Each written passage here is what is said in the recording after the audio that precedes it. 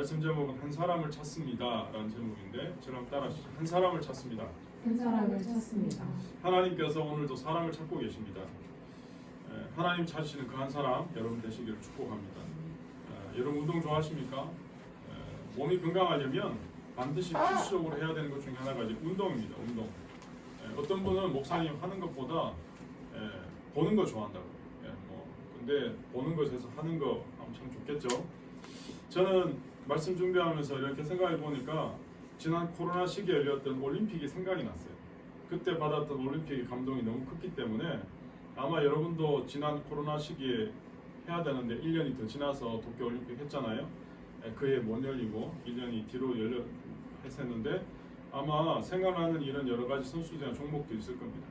예전에는 메달 따는 선수 그냥 반짝반짝 금메달만 그랬는데 요즘은 금메달 아니고 메달 못 따도 4위 아니면 그 선수들한테 막 환호하고 그래서 우리나라도 이제 좀 많이 성숙해졌구나, 많이 변했구나 하는 생각을 했어요. 근데 제가 가보니까 메달보다 더 중요한 게 뭐냐? 스토리가 있는 사람. 스토리가 있는 사람이 주목하더라고요. 오늘 이 시대는 어떻게 보면 스토리텔링의 시대잖아요. 그래서 사람마다 스토리가 있는 사람에게 주목하는 거죠. 그래서 어떻게 보면 우리도 예수님 믿고 난 이후에 스토리가 다 있어야 돼요. 예수님 믿은 이후에 생기는 스토리가 뭐냐? 그게 바로 일종의 예수님 믿은 흔적이거든요. 맨날 남이 이야기하는 그 설교만 아니면 간증만 듣는 게 아니고 내 간증이 있어야 돼요. 내 간증. 이게 바로 스티그마입니다. 스티그마.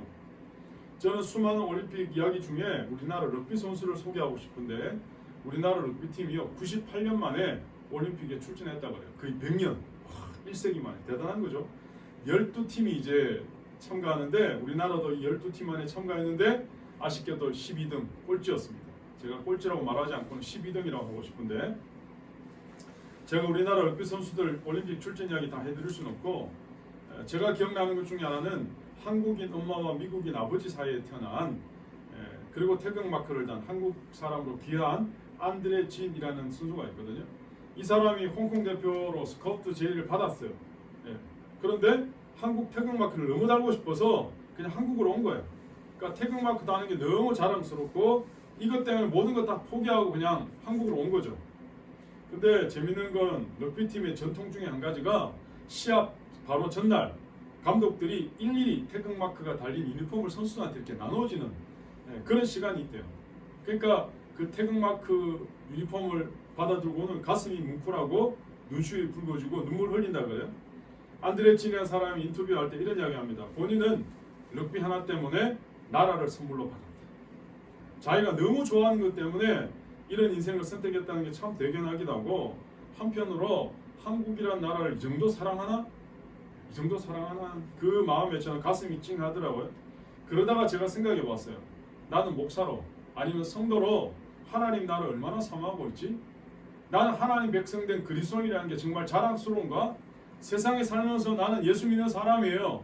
난 하나님의 자녀라고 당당하게 이야기하면서 내 가슴에 정말 표시는 없지만 그러나 하나님의 자녀로서의 그 아름다운 훈장을 단 마음으로 내가 살고 있나?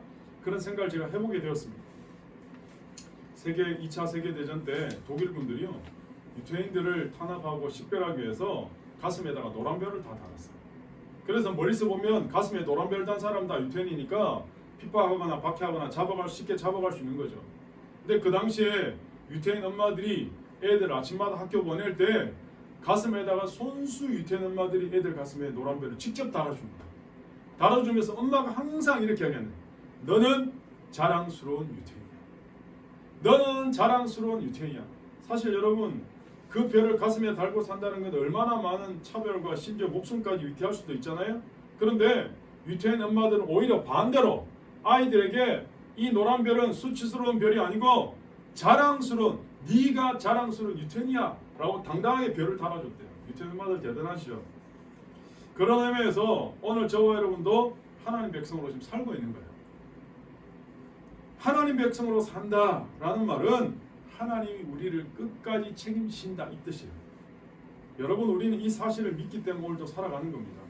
특별히 오늘 주신 이 말씀을 통해 우리는 그 사실을 한번 다시 확인하고 믿음으로 일어나는 회복되는 그런 시간 되시기를 예수님 이름으로 먼저 축복합니다.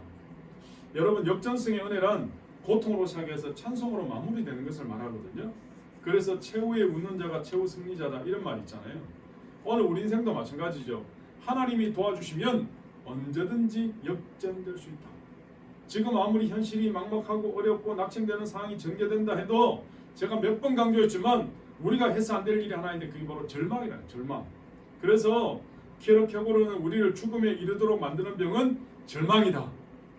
제가 지난주 책 읽으면서 요 다음이 있더라고요. 와, 읽은 책에 나오는데 너무 감동받았어요. 근데 여러분 절망의 반대말은 뭔지 아십니까? 키르케고르가 쓴 책입니다. 절망의 반대말은 희망이 아니에요. 우리 절망의 반대말을 희망이라고 하잖아요. 그런데 키르케고르는 절망의 반대는 희망이 아니고 신앙이래요. 신앙. 하나님 믿는 신앙. 와, 너무 멋진 거예요. 네. 여러분 절망의 반대는 희망이 아니고 이걸 넘어선 신앙입니다. 제가 지금까지 룻기를 설교하면서 계속 강조한 한 포인트가 있다면 우리 현실이 너무 힘들고 어렵고 변화시키기 불가능하게 보이면 우리의 생각이라도 바꾸라. 생각. 어떤 생각? 전능하신 하나님이 나를 도와주시면 역전할 수 있다. 근데 만약에 생각이 안 바뀌면 목사님 이래도 안 되고 저래도 안 되고 내 생각 내 마음대로 안 돼요. 그럼 어떻게 해요? 말이라도 한번 바꿔. 말이라도. 예. 말로라도 한번 먼저 선언해 보라는 거예요. 그럼 생각이 바뀌거든요. 생각이 바꿔졌으면 그 다음에는 태도를 바꿔야 돼요. 오늘 우리 모든 인생의 승리는 우리의 태도에서 비롯되기 때문이거든요. 그래서 태도와 자세는 대단히 중요합니다. 그런데 그 태도 중에 가장 중요한 태도와 자세는 뭐냐? 나 자신을 바라보는 태도예요. 나를 바라보는 자세예요. 오늘 나를 바라보는 태도와 자세가 바뀌지 않으면 아무리 환경이 바뀌어도 인생에 어마어마한 게 주어져도 그 사람 행복을 고백할 수 없어요. 그런 의미에서 오늘 저와 여러분 누굽니까? 오늘 저와 여러분은 하나님의 자녀예요. 제일 첫 번째 바뀌어야 될 삶의 자세와 태도가 뭐냐? 나는 하나님의 자녀야. 나는 하나님의 백성이야. 이 자세가 제일 중요한 베이직 자세예요. 여기서부터 모든 인생의 변화와 시작되는 거죠. 어떤 유명한 스피치 강사가 오늘날 이 한국 사회 20대를 비롯한 젊은이들을 이렇게 자기가 많이 만나보고 강의도 해보고 공부도 해보니까 너무 안타까운 게 뭐냐면 자존감은 너무 낮은데 자존심은 너무 높대요. 자존감은 너무 낮고 자존심만 높다는 거예요. 근데 이게 반대가 돼야 되는 거잖아요. 자존감이 높고 자존심은 아무것도 아니죠. 내가 자존감이 높으면 뭐 자존심이 뭔 소용이 있어요. 그런데 우리 오늘 이 시대의 한국의 젊은이들은요, 자존심은 너무 높은 거야. 그러니까 조금만 이상한 이야기 듣고 그러면 막 그거에 대해서 분개하고. 근데 자존감은 바닥이에요. 자존감. 그게 자기는 너무 안타깝대요. 오늘 그런 의미에서 우리가 하나님의 자녀야, 난 하나님의 백성이야 라고 자기 자신 스스로 자기를 바라본 태도와 자세는 그야말로 자존심을 뿜뿜하게 만들 수 있는 거예요. 그러니까 이게 너무 중요하다는 거죠. 여러분 룻기는 제가 계속 말씀드렸지만 고통에서 시작했지만 찬송으로 끝나는 책입니다. 룻기는 처음에는 너무 미약하고 연약했지만 점점점 잘되는 창대케 되는 이야기입니다. 시작은 장례식이었거든요. 근데 오늘 우리 4장 보지만 마지막은 결혼식으로 끝나는 거예요. 시작은 비극이었거든요. 근데 끝은 희곡으로 끝나는 거예요. 근데 여러분 오늘 저와 여러분도 똑같아요. 오늘 우리 인생의 최종 정착지는 어디입니까? 바로 천국입니다. 천국. 그러니까 오늘 우리의 모든 인생은 해피엔딩이에요. 예수 믿는 사람들은 해피엔딩이에요. 우리는 그 사실을 믿고 오늘도 사는 거예요. 그게 여러분 중요한 겁니다. 다시 말씀드리지만 하나님은 하나님의 사람을 책임지십니다. 그것도 끝까지 놓지 않으십니다. 예수님 마지막 마태복음 28장 18절부터 20절까지 주었던 그 복의 말씀 중에 마지막에 뭡니까? 세상 끝날까지 내가 너희와 항상 함께 하리라. 더 나아가서 모든 것을 합력하여 선이 되도록 만들어 가시는 분이 하나님이신 줄 믿습니다. 우리 룻기를 보시면서 중요한 장마다 중요한 단어들이 하나 있거든요. 룻기 1장에서 제일 중요한 단어는 1장 20절에 나오는 마라거든요. 마라가 뭐냐 하면 고통, 쓰다 이런 뜻이거든요. 그러니까 룻기 1장은 고통에서부터 출발합니다. 나오미가 남편도 잃고 두 아들도 한꺼번에 잃어버리고 재산마저 받아 자존심도 다 팽개쳐졌죠. 상실한 연이었죠. 이방인 룻도 마찬가지입니다. 남편 잃었잖아요. 심지어 고향을 떠나 타향살이 해야 되잖아요. 그러니까 1장은 고통이었어요. 그런데 룻기 2장으로 넘어오면 그 쓴 인생, 쓰디쓴 인생에 하나님의 은혜가 부어지는 것. 그래서 룻기 2장은 은혜입니다. 은혜. 그것도 값없이 주시는 하나님 은혜. 그래서 비록 고통스럽고 좌절과 실패와 절망이 있지만 하나님의 한 줄기 서강 빛이 비추기 시작하는 거죠. 소망이 생기는 게 바로 2장입니다. 근데 룻기는 2장에서 끝나지 않고 3장으로 넘어갑니다. 3장의 중요한 단어가 안식이거든요. 더 나아가서 기업 무르기입니다. 하나님 예비해 놓으신 보아스를 통해서 룻과 나오미가 안식을 얻게 되고 또 룻이 보아스의 사랑의 만남을 통해서 아름다운 역사가 이제 펼쳐지는 게 3장입니다. 그리고 오늘 4장을 통해서 중요한 단어가 14절입니다. 14절 다시 보시겠습니다. 오늘 본문 14절 말씀 같이 읽습니다. 시작. 여인들이 나오며 이르되 찬송할지로다 여호와께서 오늘 내게 기업 물을 자가 없게 하지 아니하셨도다. 이 아이의 이름이 이스라엘 중에 유명하게 되기를 원하노라. 여기서 핵심 단어는 찬송입니다. 찬송. 그래서 룻기 4장에서 제일 중요한 단어 중에 하나는 찬송입니다. 오늘 고통 중에 있는 인생, 쓰디쓴 인생, 절망 중에 있는 인생을 찬송하는 인생으로 변화됐잖아요. 바뀌었잖아요. 이렇게 되는 근본 원인이 뭡니까? 바로 하나님의 은혜라는 거예요. 하나님 은혜가 역사하면 상처가 치유됩니다. 병든 영혼이 회복됩니다. 사랑할 수 없는 사람을 사랑하게 됩니다. 더 나아가서 그 사랑을 통해서 새로운 생명이 탄생한다는 거죠. 가슴 아픈 소리를 내며 살던 가정들이 오히려 찬송이 울려 퍼지는 복된 행복의 출발점이 됩니다. 그건 바로 하나님의 은혜가 역사하니까. 그래서 여러분, 우리가 다른 어떤 것보다 하나님 은혜를 사모해야 돼요. 하나님 은혜를 붙들어야 돼요. 하나님 은혜를 경험해야 돼요. 저는 그 하나님 은혜를 붙들고 사모하고 경험할 수 있는 게 바로 지금 이 시간, 예배 시간이라고 생각합니다. 사랑하는 여러분, 제가 이제 룻기를 오늘 마무리하는데요. 어떻게 생각할지 모르지만 좀 아쉽기도 하고 마음이 짠한 마음이 있습니다. 왜냐하면 제가 최근에도 만난 사람들 아니면 기도하면서 보면 아직까지 룻기 1장과 같은 삶을 사는 사람이 있기 때문에 그렇습니다. 아직도 여전히 힘들고 고통스럽고 가슴 아프고 그런 분들이 있다면 2장으로 넘어가야 되거든요. 2장을 사모해야 되거든요.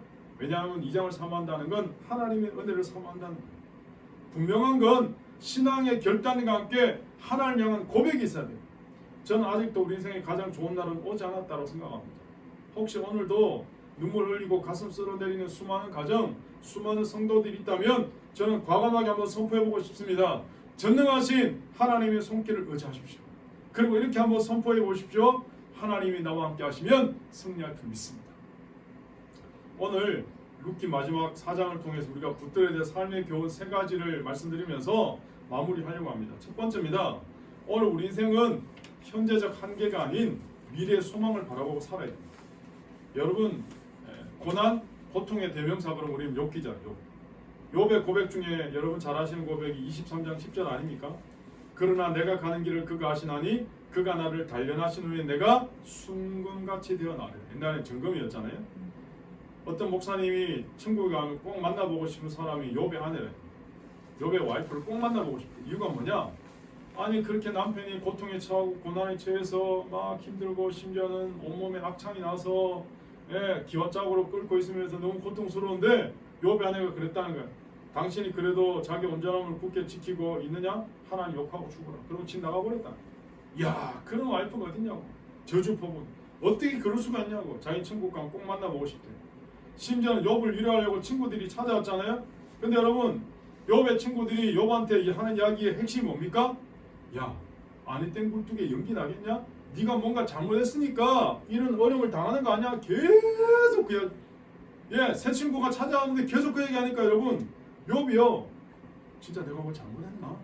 우리도 만약에 친구들이 찾아와서 계속 내가 힘들 때 그러면 그런 생각 안 하겠어요? 이쯤 되면 이게 친구인지 원수인지 그죠? 욥이 위로받기는커녕 심지어는 우울증이 와서 자칫하다가는 자살 충동에 빠질 것 같아요. 그런데 어떻게 욥이 그 모든 시간을 이겨냈습니까? 그 모든 고통과 고난을 극복했을까요? 욥의 아내와 친구들은요, 욥의 지금 당하고 있는 현재적 고난만 보는 거예요. 욥이 지금 다 망하고 자녀들도 다 세상 떠나고 자기 몸까지 죽을 병에 걸려있는 이 현재적 상황, 이 고통만 보니까 사람들은요 비난할 수밖에 없죠.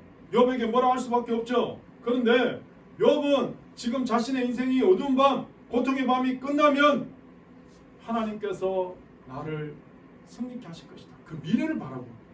그래서 여러분 욥이 부활 신앙을 고백하는 게 욥기 19장 25절 26절이거든요. 이렇게 고백합니다. 내가 알기에는 나의 대속자가 살아계시니 마침내 그가 땅 위에 서실 것이라. 내 가죽이 벗김을 당한 뒤에는 내가 육체 밖에서 하나님을 보리라. 이게 욥의 부활 신앙 고백이거든요. 욥은 현재 고난, 고통에 자기의 시선이 머무는 게 아니고 미래의 소망 되시는 들어가서 우리 인생에 합력할 선을 이루어 주시는 하나님을 지금 붙들고 그래도 그 한 줄기 하나님을 붙잡고 있기 때문에 지금 이 시간을 버틸 수 있는 거예요. 이길 수 있는 거예요. 통과할 수 있는 거예요. 오늘 룻기의 마무리가 제가 참고로 그 주보에 넣어놨지만 이 족보로 마무리되거든요. 근데 18절부터 보시면 족보가 어디서부터 시작되냐? 베레스부터 시작됩니다. 베레스부터 시작돼서 다윗까지 끝이 나거든요. 이게 총 10명입니다. 10명. 근데 이 10명을 아마 이 저자들이 완전수를 생각해서 의도적으로 선택한 거다. 이렇게 주석학자들 이야기하기도 하는데 어쨌든 요게요.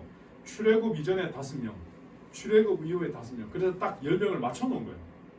근데 여러분 예수님의 조상으로 선택된 유다가요. 족보가 끊어질 위기에 처했거든요. 아들들이 다 죽어버리고.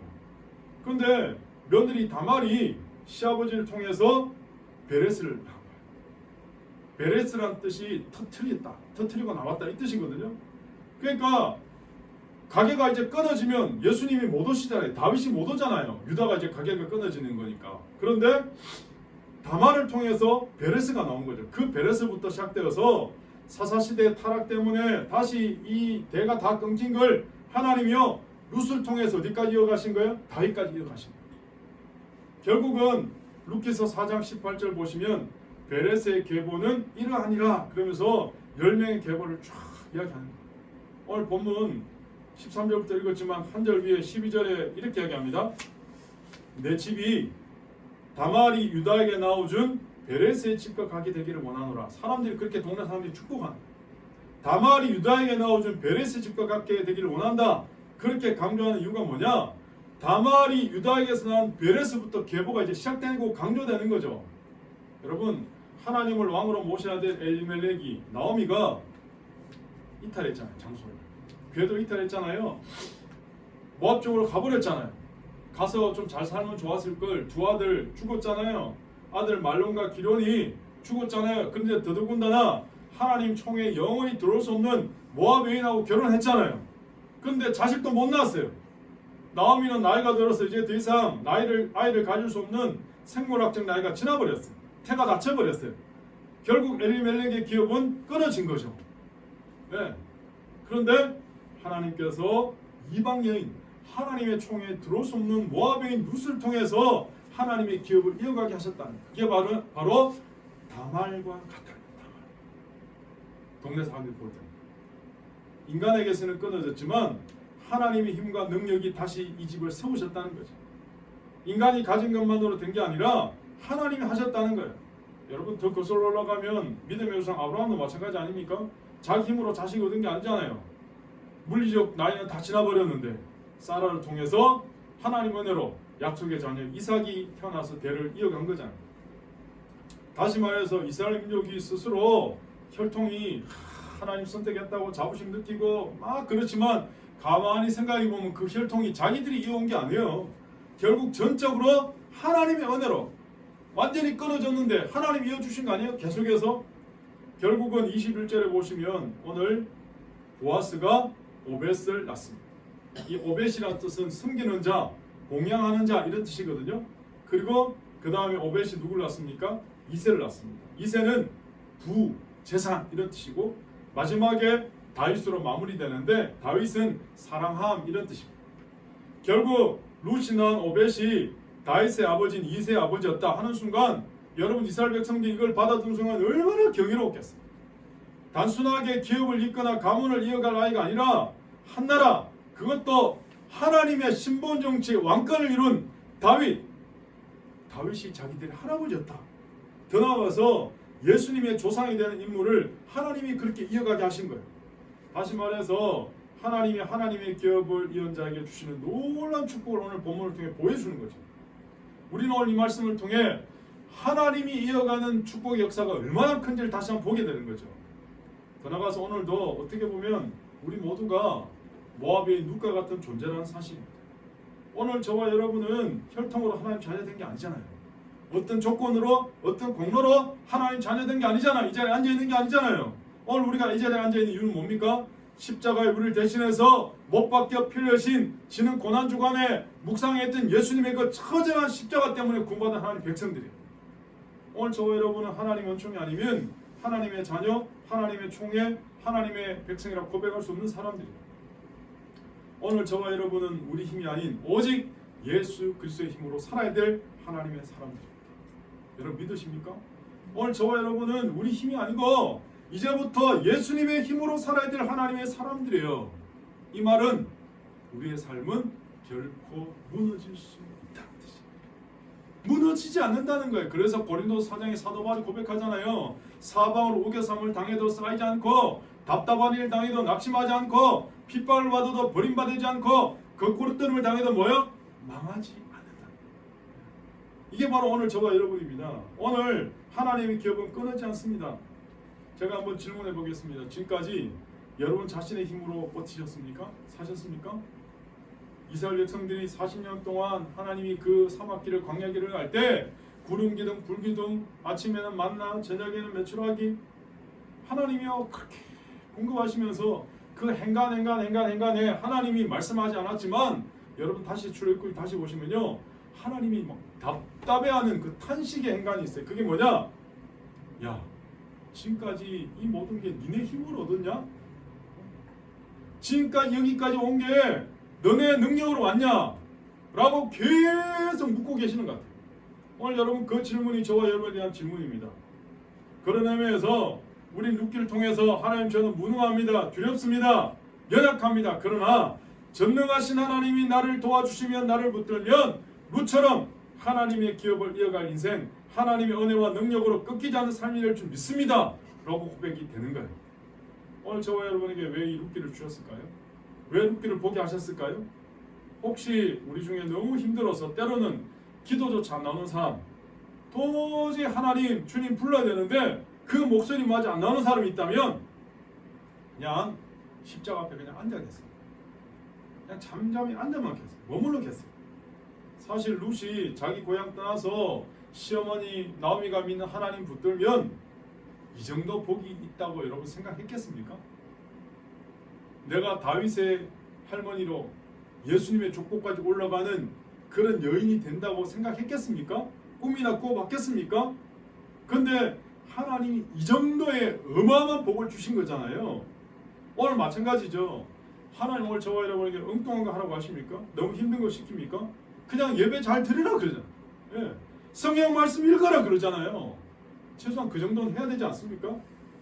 사랑하는 여러분, 오늘 우리의 삶의 현재적 한계에 갇혀서 눈이 현재에 머무르는 게 아니고 미래의 소망을 바라보는 미래의 소망을 붙드시는 여러분 되시기를 축복합니다. 두 번째는 하나님 지금 사람을 찾습니다. 한 사람을 찾습니다. 어떤 사람? 믿음으로 하나님 붙드는 그 한 사람을 찾고 계십니다. 기도하는 한 사람이 기도 없는 한 민족을 이긴다. 그런 말 들어보셨죠? 옛날 고대 이스라엘 시대 때 북쪽의 아람 나라가 이스라엘 계속 쳐들어와서 괴롭히던 시절이 있었어요. 그 당시에 아람의 국력과 이스라엘은 북이스라엘은 비교가 안 됩니다. 그런데 아람이 쳐들어올 때마다 이스라엘한테 지는 거예요. 도저히 상상이 안 되는 거죠. 가만히 이유를 들어보니까 그 당시에 북이스라엘의 선지자가 누구였냐? 엘리사였거든. 그러니까 엘리사는 아람 군대가 어디로 쳐들어올지 이미 다 알고 있어요. 그러니까 여러분 이미 쳐들어올지를 다 알고 있으니까 백전백패할 수밖에 없죠. 아람은. 하루는 아람 왕이 너무 불안하고 마음이 답답해서 신하 불러서 야 우리 중에 누가 이스라엘과 내통하는 게 있다. 그랬더니 그 신하가 말하기를 그렇지 않습니다. 이스라엘에 엘리사가 있는데 왕이 침실에서 하는 말씀을 다 이스라엘 왕에게 고한다. 그 정도야? 그래서 왕이 엘리사 잡으려고 도단에다가 어마어마한 군대를 보냈거든요. 아람 왕이 보낸 이 군대가 병거가 도단성을 뺑뺑 에워싸고 있는 거야. 엘리사의 종이 아침 일어나서 보니까 와 이제 죽었다. 깜짝 놀란 거야. 그래서 주인 엘리사한테 어떻게 하냐고 그럴 때 엘리사가 이렇게 얘기합니다. 두려워하지 말라. 우리와 함께한 자가 그들과 함께한 자보다 많으리라. 그러면서 엘리사가 이렇게 기도합니다. 여호와여 원하건대 그의 눈을 열어서 보게 하옵소서 하니 여호와께서 그 청년의 눈을 여심해 그가 보니 불말과 불병거가 산에 가득하여 엘리사를 둘렀다. 사랑하는 여러분, 오늘 우리 안에 계신 성령님이 세상의 어떤 세력보다 크신 분임을 확신하십시오. 믿으십시오. 오늘 하나님은 믿음을 가지고 계신 한 사람을 찾습니다. 결국 룻기는 완전히 소망이 끊어졌잖아요. 몰락한 가정이잖아요. 그런데 룻이라는 한 사람을 통해 다시 일어나는 세워지는 해피엔딩 스토리입니다. 다시 말씀드리지만 요한일서 4장 4절에 자녀들아 너희는 하나님께 속하였고 또 그들을 이겼나니 이는 너희 안에 계신 이가 세상에 있는 자보다 크심이라 하나님 말씀하셨습니다. 제가 지난번에도 계속 강조했지만 너무 많은 사람 얻으려고 이리저리 쫓아다닐 필요 없다는 거예요. 룻과 같은 사람, 보아스 같은 사람 한 사람만 제대로 만나면 돼요. 하나님 지금 찾으시는 건 유명한 사람도 아니고요, 부자도 아니고요, 그렇다고 지식이 넘쳐서 유식한 사람 찾으신 것도 아니에요. 하나님이 찾고 있는 사람은 하나님의 마음을 가진 신실하게 하나님을 바라보는, 하나님을 섬기는 그 한 사람을 찾으신다는 거예요. 제가 전에 신문 보다가 사진 전형 때문에 참 마음이 아프고 힘들었던 기억이 있거든요. 아마 여러분도 보셨을 텐데 아프가니스탄이 탈리반으로 이제 가득 차면서 미군이 갑자기 철수하는, 서로 막 철수하려고 비행기 타려고 막 그 날아가는 비행기 붙잡다가 떨어지고, 정말 그 비극적 상황이 연출되는데 자기는 탈출 못하는데 아기라도 탈출시키려고 철조망위로 이렇게 아기를 올려보내는 그 사진이 찍혔거든요. 아기라도 철조망 넘어 자식 보낸 아프간인 군인도 울었다 그러면서 이 상황 속에서 미국 CNN 방송이 소셜미디어를 통해서 카불공항 담장 밖으로 아프간 남성이 그 자기 아기를 미군한테 넘기는 그 영상을 이렇게 찍힌 게 있었어요. 전 그걸 보면서 야, 이거는 동서를 초월하는 부모 마음이 다 이런 거 아니겠나? 그런데 하늘 영광 보좌를 버리시고 이 땅에 인간의 몸을 입고 이 땅에 오신 예수님, 우리 한 사람 한 사람 살려고 십자가를 신 예수님의 그 사랑과 마음이 이거보다 더하구나. 그 예수님의 사랑 때문에 지금 우리가 살아있구나. 그럼 우리도 이제는 한 생명을 소중하게 살리고 생각하는 삶을 살아야 되겠구나. 저는 결단하게 되었습니다. 여러분, 우리가 한 사람 한 사람을 제대로 사랑하고 섬길 때 공동체가 부흥합니다. 조직이 살아납니다. 가정이 회복될 줄 믿습니다. 마지막 세 번째입니다. 하나님 하셨다. 나의 나된 것은 하나님 은혜입니다 라는 이 고백을 찾아낼 수 있습니다. 그러므로 여러분 다시 말씀드립니다. 하나님만 붙들면 살 수 있습니다. 하나님만 붙들면 일어날 수 있습니다. 왜냐하면 내가 붙든 하나님은 살아계시고 역사하시고 전능하신 하나님이시기 때문에 그렇습니다. 오늘 본문 13절을 다시 보실래요? 13절 우리 말씀 읽겠습니다. 시작. 보아스가 룻을 맞이하여 아내로 잡고 그에게 들어갔더니 여호와께서 그에게 임신하게 하심으로 그가 아들을 낳은지라. 여기서 중요한 문장이요, 여호와께서 그에게 임신하게 하심으로 이렇게 나와요. 저는 여기서 유추해 볼 수 있는 게 아마 보아스가 자식을 낳을 수 없는 남성일 수도 있고 룻이 불임의 여성일 수도 있다는 거예요. 결국은 뭐예요? 하나님께서 태문을 여시고 하나님께서 임신하게 하셨다는 거예요. 결국 여러분 룻기를 계속 보다 보면 룻기의 주인공은 나오미도 아니고 엘리멜렉도 아니고 룻도 아니고 보아스도 아니고 결국 룻기의 주인공은 누구냐? 하나님. 룻기의 주인공은 하나님이구나. 사랑하는 여러분, 오늘 우리 인생을 누가 이끌어간다고 생각하십니까? 우리 인생을 누가 붙든다고 생각하십니까? 내가 하려고 하니까 피곤한 거야. 내 힘으로 하려고 하니까 짜증나는 거야. 내 안에 계속 분노가 끊이지 않는 거야. 오늘날 대한민국은 그야말로 분노 지수가 계속 올라가는 사회입니다. 그러다 보니까 최근에도 묻지마 범죄가 얼마나 많습니다. 전 이거 어떻게 해결해야 되지? 그런 의미에서 오늘 저와 여러분이 다시 하나님 앞에서 하나님 아들로 처음 받고 하나님이 함께 하신다는 이 분명한 사실을 믿음으로 고백하고 나갈 때 승리할 수 있는 겁니다. 여러분 살다 보면 인간은 누구나 다 상처받죠. 힘들죠. 그런데 그 상처에 묶여있으면 상처가 회복이 안 돼요. 그런데 어느 날 내가 상처받고 아파했을 때 나만 그런 줄 알았는데 내 동굴에 갇혀있다가 살짝 나와보면 아, 나 말고 다른 사람도 아파하는 사람이 있구나 라고 느끼는 순간, 알게 되는 순간 위로가 되잖아요. 그래서 여러분 상처가 오늘 우리를 더 단단하게 하고 아름답게 만들어간다는 말이 있잖아요. 어떻게 보면 우리는 태어나는 순간부터 의도하였든 의도하지 않았든 계속 그 과정 속에서 상처를 받고 상처를 주고 삽니다. 그게 우리 내면의 자아가 형성이 되거든요. 근데 어떤 사람은 밝은 사람이 있고 어떤 사람은 어두운 사람이 있어요. 내가 아직 어둡다고 생각하는 그 사람은 충분히 사랑을 받아야 돼요. 충분히 그 은혜를 받아야 이게 없어지는 겁니다. 살아가면서. 그래서 전문가들은 그렇게 하려면 어떻게 해야 되냐? 첫 번째, 내가 받은 상처를 직면해야 돼요. 대면해야 돼요. 네. 상처를 직면하는 거 바라보는 거 쉽지 않잖아요. 생각하고 싶지는 않을 때 있잖아요. 수치심이나 후회나 모멸감이나 절망이나 분노가 막 올라와서 감당하기 쉽지 않잖아요. 그래서 그냥 망각의 창고로 밀어놓고 시간이 지나가면 다 되겠지. 그런데 시간이 지난다고 없어지지 않잖아요. 그래서 어느 순간 이 상처를 한번 이야기해봐야 되겠다. 근데 아무에게나 이야기할 수 없잖아요. 그래서 나의 깊은 이야기를 소통하고 공감할 수 있는 믿을 만한 한 사람 이상 있어야 되거든요. 그래야 무너지지 않는 거예요.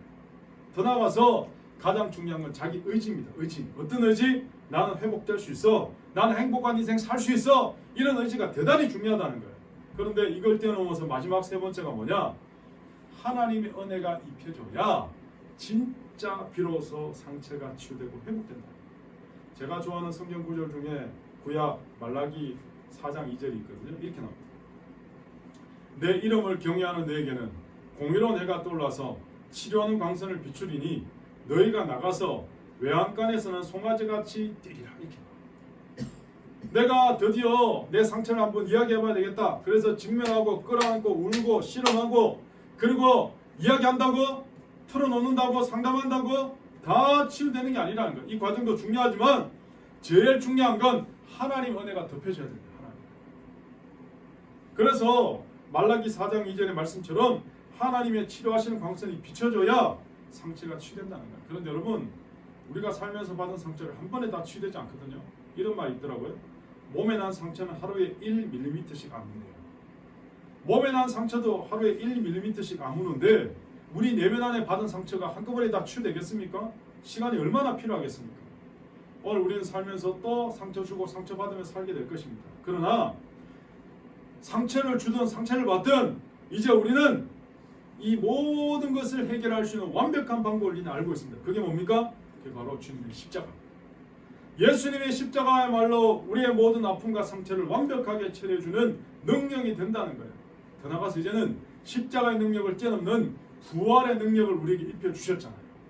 오늘 저 여러분이 이 부활절을 단순히 절기나 기념일로 지키는 게 아니고 우리 모두를 죄와 사망과 사단과 모든 권세를 다 이기신 사망 권세 이기시고 부활하신 예수님의 은혜와 능력이 이 예배를 통해 덧입혀지기를 축복합니다. 여러분 하나님은 완벽한 사람을 사용하시는 게 아니라 변화된 사람을 사용하시거든요. 더 나아가서 하나님만 바라보는 사람을 찾고 계시고 쓰십니다. 하나님은 룻과 같은 존재도 사용하는 분입니다. 상처가 없어서 쓰임받는 게 아니고 상처를 치운 다음에 하나님은 쓰임받는 거죠. 그래서 상처 입은 치유자라는 말이 있잖아요. 가만히 보면 상처 입은 치유자가 누구냐? 바로 예수님이세요.